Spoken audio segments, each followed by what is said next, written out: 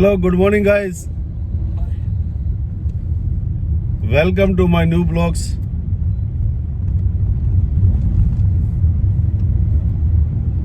ये है हमारे फ्रेंड्स गुरध्यान और लखा जी। पीछे एक ट्रिप में ही हमारे साथ अमृतसर भी गए थे। अगर आप हमारी अमृतसर वाली वीडियो देखोगे तो गुरध्यान जी भी देखोगे और इनकी वाइफ भी है हमारी भाभी जी, तो वो वीडियो ज़रूर देखो गुरध्यान जी से मिलने के लिए। तो अभी एक छोटे से फंक्शन में गुरध्यान जी को मैंने इनके घर से लिया और हमारे एक दोस्त हैं उनके यहाँ सुखमनी का पाठ है, तो बच्चे भी वहाँ गए हुए हैं सुखमनी के पाठ में और हम भी सुखमनी के पाठ में जा रहे हैं और लंगर प्रसादा भी है वहाँ पे, तो वहाँ का लंगर प्रसादा चखेंगे फिर आपको हाई करवाएंगे। तो गाइस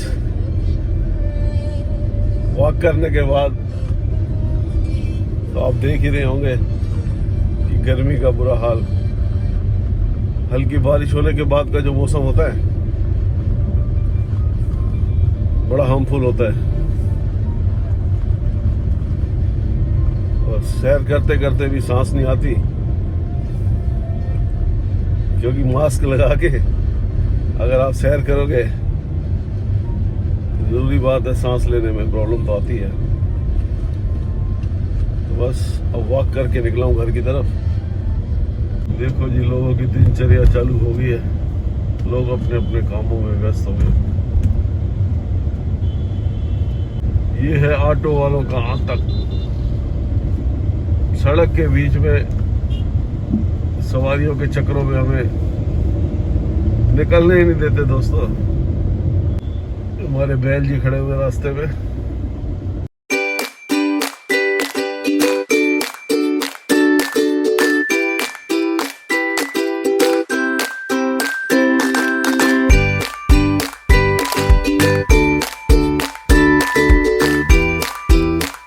चलो तो कॉफी दे रहे। तो भाई जब तक सुबह कॉफी ना मिले ना तो ये समझ लो कि नींद खुलती नहीं है। और कॉफ़ी स्ट्रॉन्ग होनी चाहिए और मीठा नहीं होना चाहिए। तो हम तो इसमें शुगर डालकर नहीं पीते हैं, विदाउट शुगर ही कॉफ़ी पीते हैं। पर सुबह सुबह उठते ही कॉफ़ी चाहिए। गुड मॉर्निंग गाइस, आओ कॉफ़ी पी लो। कैसे हो आप सब?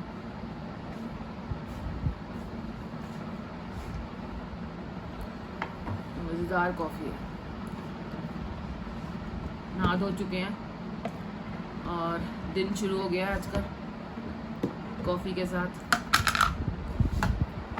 वही रूटीन सुबह का शुरू हो गया है फिर से, काम काम काम। पट्टू को दी कॉफ़ी, गर्मी और पसीना फिर शुरू हुआ है, काम शुरू हो गया रोज का, रोज की तरह। क्या केक रस नहीं समझ आ रहा। केक है ये, रस नहीं है।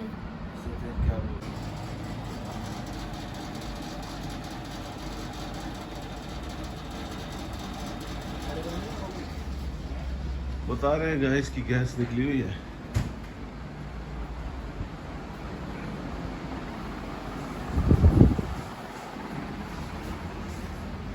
देखते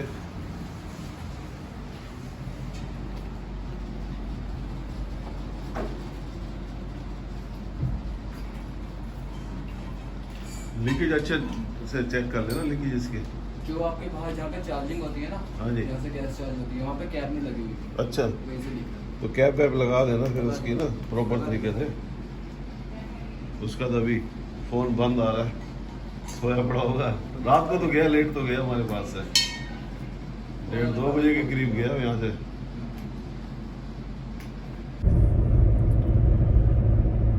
गाइस टाइम हो रहा है 4:25 और धूप हो रही है कड़क।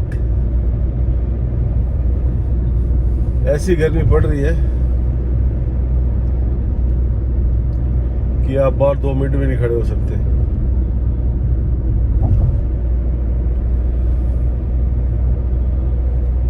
सफर है, धीरे धीरे कट जाता है, चाहे आपका वो आधे घंटे का हो चाहे 1 घंटे का हो। अभी टोल के बाद आपको एक राजा की स्टोरी सुनाऊंगा। सीधी सी बात करूं तो समय तो काटना ही है, तो आप लोगों के साथ लिंक बना रहेगा तो टाइम भी कट जाएगा और मंजिल भी हमारी पास आ जाएगी।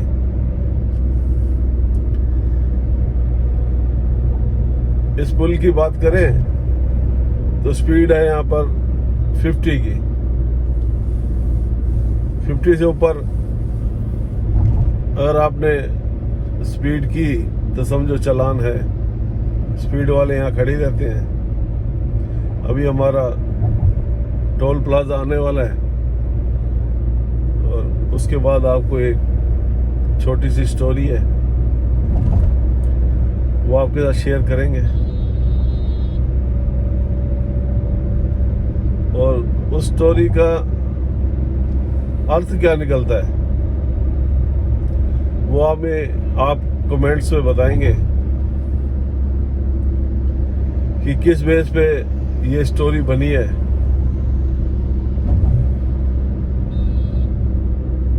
और भी बहुत से किस्से हैं लाइफ के अंदर, या अपनी लाइफ भी समझो कि एक स्टोरी है। जैसे जैसे आपकी एज बढ़ती रहती है, लाइफ के कई किस्से ऐसे बन जाते हैं जो आपको मालूम भी नहीं होता कि आगे क्या होने वाला है। लो जी, आ गया हमारा टोल प्लाजा।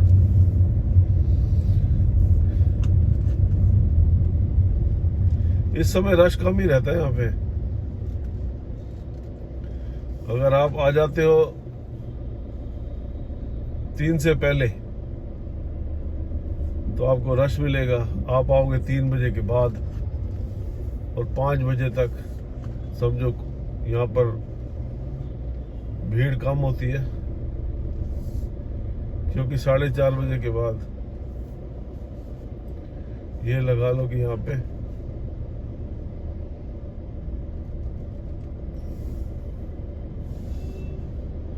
ऑफिस वाले 4:30 बजे के बाद निकलते हैं।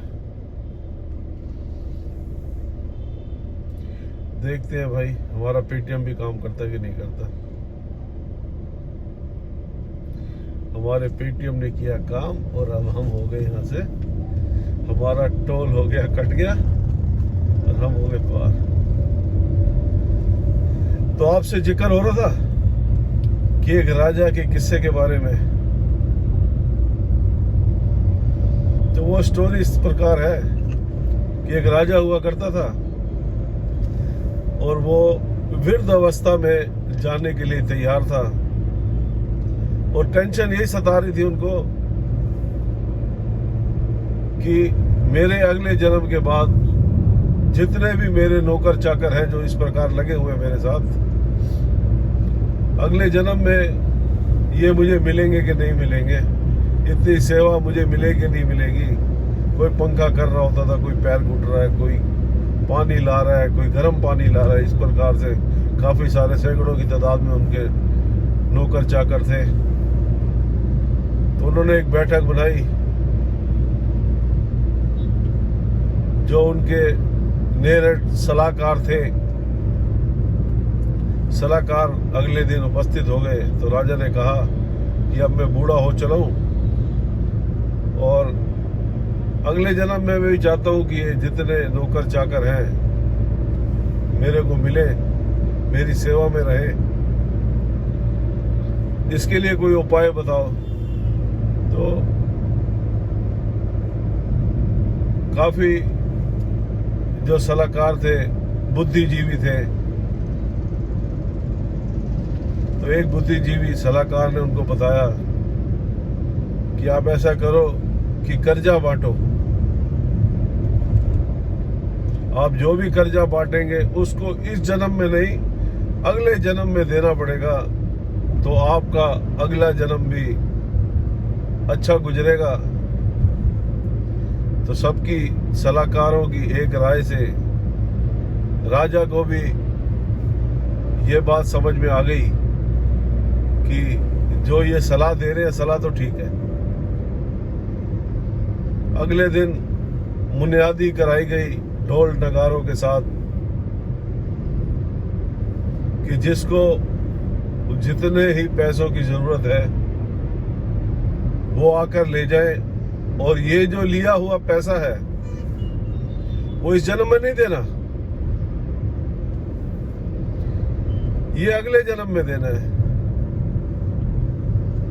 कुछ लोगों की समझ में बात आई, कुछ लोगों की ये वाली बात समझ में नहीं आई, पर सुबह जैसे ही अनाउंस किया गया ढोल नगारों के साथ,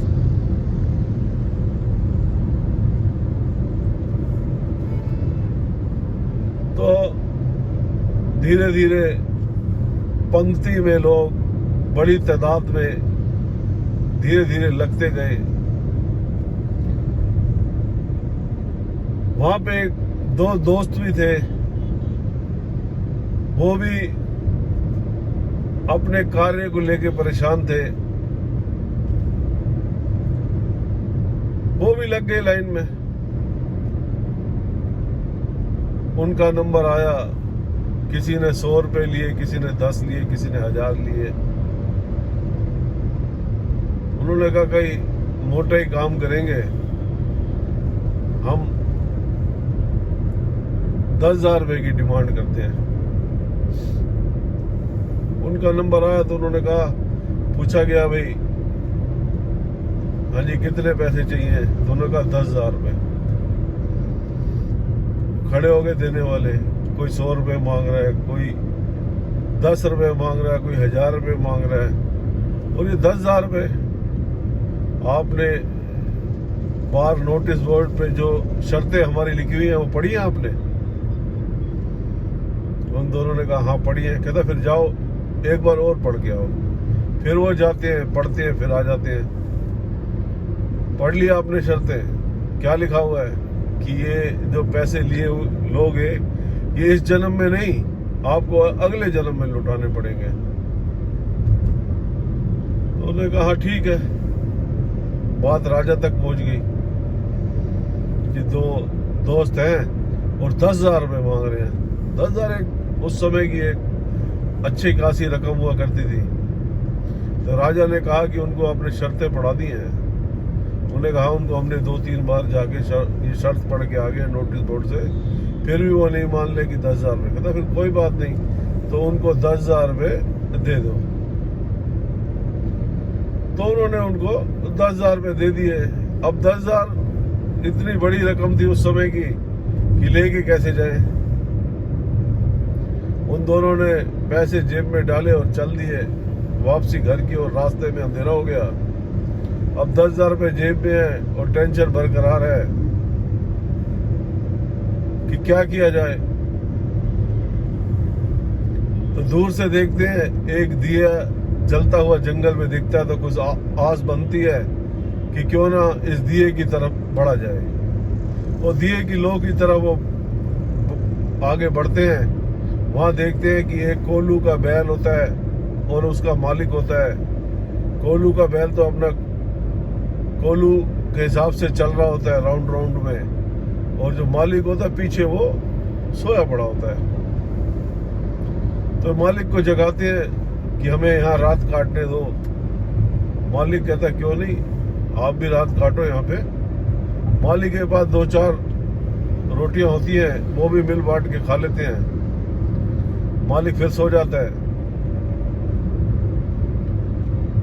तो इनको तो नींद आती इसलिए नहीं है कि उनकी जेब में पैसे होते हैं और बहुत सारी मोटी रकम होती है, 10,000 रुपए होते हैं।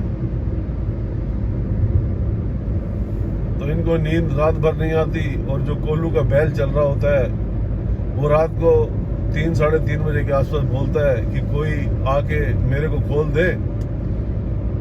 मैं 6 साल से इस मालिक का ऋण नहीं चुका पा रहा। मैंने इसको 1000 रुपए देने हैं और मैं 6 जन्म से नहीं दे पा रहा। और कोई मुझे खोल दे।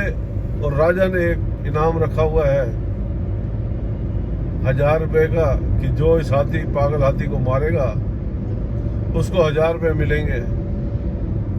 कहता है मेरा काम है 2 ही सींग में उस हाथी को गिरा दूंगा और अपनी मुक्ति पा लूंगा इससे। वो ये बैल की बात सुनकर बड़े जब परेशान हो जाते हैं कि हमने तो 10,000 रुपए लिया है, ये तो 1000 रुपए से 6 जन्म काट रहा है, तो हमें कितने जन्म में ये वापसी करने पड़ेंगे। तो उनकी बात ये धीरे धीरे समझ में आ जाती है कि जो किया हमने गलत ही कर दिया है। जो लिया वो चुकाना तो पड़ेगा, इस जन्म में नहीं तो अगले जन्म में, अगले जन्म नहीं तो उसके अगले जन्म में। ये बात उनके घर माइंड में घर कर जाती है। और सुबह जैसी होती है तो बोलते हैं कि ये मालिक को बोलते हैं कि बैल दे दो हमें, 100 रुपये ले लो हमारे से। उस समय उस बैल की कीमत 10-20 रुपये हुआ करती थी। तो मालिक ने कहा कि आप मुझे पागल समझते हो, अगर इस बैल को मैं अभी खोल देता हूं ना और इसने जाते ही हाथी को मारना और 1000 रुपये का इनाम है, मेरा तो धंधा ही बंद हो जाएगा। मेरा धंधा इससे जुड़ा हुआ है। ये 6 जन्म से मेरे पैसे नहीं चुका पा रहा और आज ये मेरे पास ही है। जब उनके माइंड में ये बात समझ में आ जाती है और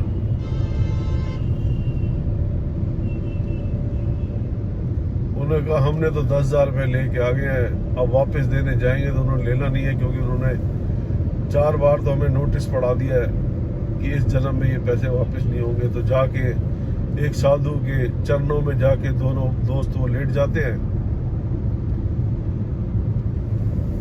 और साधु उनको उपाय बताता है कि आप राजा की सीमा के बाद वाली जगह पे अपना डेरा लगाओ और साधु बन जाओ, और उनके हाथी घोड़े जो भी आए ना उनको ना पानी पिलाओ ना उनकी सेवा करो, उनको कहो कि उस तरफ से जाओ। वो साधु की बात मान के अपना डेरा वहीं लगा लेते हैं और साधु बन जाते हैं। राजा महाराजाओं के हाथी घोड़े वहां से जब भी गुजरते हैं तो कह रहे हैं आप साइड होकर गुजरो, यहाँ मत रुको। और दूसरे राजाओं महाराजाओं को उनकी घोड़ों की और हाथियों की सेवा किया करते थे। धीरे धीरे बात ये राजा को पता चल गई और राजा ने कहा कि उन साधुओं से टाइम रखो कि वो ऐसा क्यों कर रहे हैं। तो साधुओं से टाइम लिया गया और राजा अगले दिन उन साधुओं के पास गया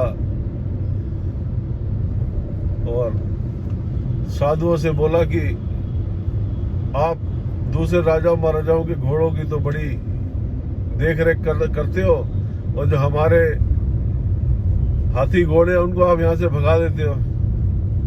वो कुछ भी नहीं बोले। बार बार राजा ने कहा भाई मेरे से क्या गलती हो गई है, मुझे माफ कर दो और ये बता दो कि ऐसा क्यों कर रहे हो आप।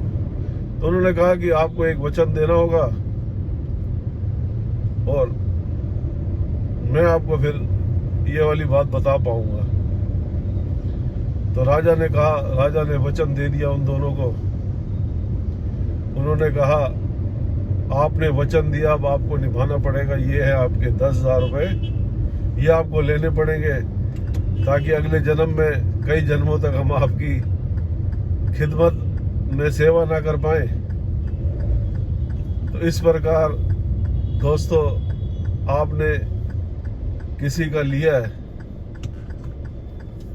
तो ये लगा लो, किसी का लिया है आपने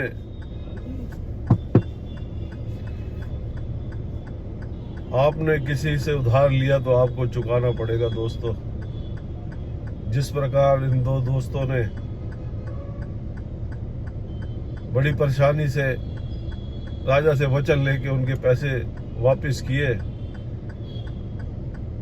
तो उधार लिया हुआ चुकाना है दोस्तों।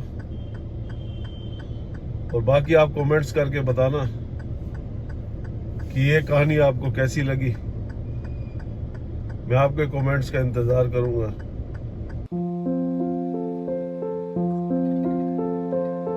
हेलो गाइस, आज हमने जो आपको स्टोरी सुनाई तो उसके बारे में कमेंट्स करना। आज लॉन्ग टाइम के बाद शाम को मैं घर आया, नहीं तो मैं हमेशा रात को 10-11 बजे घर आता हूँ। सुबह निकलने के बाद रात को घर आता हूँ, तो किसी काम से घर आना पड़ा और आज की पटियाला चाय कन्नू जी के साथ लेते हुए, वैसे शाम को जो आनंद है घर में चाय इकट्ठे बैठ के पीने का, वो कुछ अलग ही है। मैं कभी भी जैसे सुबह गया तो रात को ही घर आता हूँ। आज काफ़ी समय के बाद मेरे घर में आके शाम की चाय पी रहा हूँ मैं। फिर रोज आओ, आनंद लो है नहीं? हाँ, और टाइम ही नहीं आने का। और एक बात और करता हूँ, जो लोग शादीशुदा हैं वो हमारा व्लॉग बीबियों के साथ बैठ कर देखे। अगर नहीं देखोगे तो मन की बात आपको रेडियो पे करनी पड़ेगी। तो आप मेरी बात का इशारा समझ ही रहे होंगे कि मन की बात और रेडियो पर। तो इसीलिए कहते हैं कि जो भी काम करो अपनी बीवी के साथ मिलके करो, कहीं भी आओ कहीं भी जाओ, नहीं तो आपको मन की बात रेडियो पे करनी पड़ेगी। बहुत सारी बातें हैं सरकार के बारे में भी, हम आपको लाइव या वीडियो में दिखा नहीं पाते। किसी दिन चर्चा करेंगे सरकार के बारे में आपसे। ये भी हमारा एक सरकार के बारे में भी शौक है हमारा। और घर आया हूँ तो शाम को जो गद्दे आए थे उसका रात हम उद्घाटन करा। रात को हम उसमें सोए तो आनंद आया। और जिस कंपनी के गद्दे हैं उन्होंने एक 100 दिन की वारंटी दिया हमारे को कि आपको अगर गद्दे नहीं पसंद आते, चाहे आपको 90 दिन बाद भी नहीं पसंद आते, तो भी फ्री ऑफ कॉस्ट आपके पैसे आपके खाते में रिफंड हो जाएंगे। हम भी कहते हैं जो लोगों की ज़रूरत है, गद्दों की ज़रूरत है, इसी कंपनी के गद्दे लें। अच्छे हैं गद्दे। और कमेंट्स करके आप हमसे पूछेंगे कंपनी का नाम, तो हम आपको कमेंट्स में आपको गद्दों के नाम भी बता देंगे। और बड़ा रिलीफ मिला सोने के बाद। अच्छे। और एक कंफर्टेबल होता है ना जी, इंसान कंफर्टेबल है किसी की चीज़ के लिए, तो आप हम लेटे आराम से, नींद आई, बढ़िया कंफर्टेबल है, पीठ को भी आराम मिला। किसी ने हमारे को बताया था कि आप इस कंपनी के गद्दे लो, तो उसकी सलाह मानकर हमने भी ये गद्दे लिए। तो अभी आपको दिखाते हैं। अभी हम अपना कल वाला ब्लॉग देख रहे हैं टीवी में बैठ के, तो और अभी साथ साथ हम चाय पी रहे हैं। हमने ब्लॉग भी देखा अपना अपना ब्लॉग लगा रखा है टीवी में हमने। हाँ। और साथ साथ हम चाय पी रहे हैं, ब्लॉग ले रहे हैं, क्योंकि बच्चों का सबका आने का टाइम हो गया है। अभी एक एक करके बच्चे सारे आएंगे। हमारे आने वाले हैं। पहले हमारे पट्टू जी आने वाले हैं ट्यूशन से। हाँ, ट्यूशन से, फिर सोनल जी आएंगी, फिर मेघ आएगी। और फिर मांडवी तो सबसे एंड में लेट ही आती है, क्योंकि नोएडा से उसकी मीटिंग ही 8-9 बजे तक चलती है, तो निकलने में टाइम लगता है। और वहाँ से भी 1.5 घंटा चाहिए नोएडा से फरीदाबाद के लिए। तो चाय पी के आपके साथ अभी हम आपको दिखाते हैं किस प्रकार के हमारे गद्दे हैं और अच्छे हैं। आप भी लो, अगर आपको ज़रूरत है, आपको लेना चाहते हैं तो यही ब्रांड लो। रेट वाइज भी ठीक है। प्राइस की बात करेंगे या डिस्काउंट की बात करेंगे, वो भी कमेंट्स में हमारे से पूछ सकते हो। किसी को भी लेने हो हमें कमेंट्स करें, उसमें हम आपको रेट और ब्रांड सब दिखाएंगे, कौन से ब्रांड के और कैसे लिए हमने। तो आप बने रहिए हमारे साथ। तो गाइस, ये है हमारे मैट्रेस, अच्छे हैं, कंफर्टेबल हैं, 8 इंची के हैं। और सबसे मज़े की बात तो ये है कि सॉफ्ट बहुत है ये। आप लेटोगे तो आपकी पीठ को पूरा आराम मिलेगा इससे। हमें पसंद आए हैं, हम चाहते हैं कि हमें फ़ायदा हो रहा है तो हमारे फ्रेंड्स को भी फ़ायदा होना चाहिए जिन लोगों ने लेने हैं। तो गाइस, इस व्लॉग का एंड करते हैं। और एंड जब होता है, जब हमारा एक शेर सुनते हो आप, तो आपको एक शेर पेश करता हूँ कि छुप छुप के देखते हैं, कि छुप छुप के देखते हैं आईना वो, कि छुप छुप कर देखते हैं आईना वो, और ये भी देखते हैं कि कोई देखता ना हो। क्या बात है।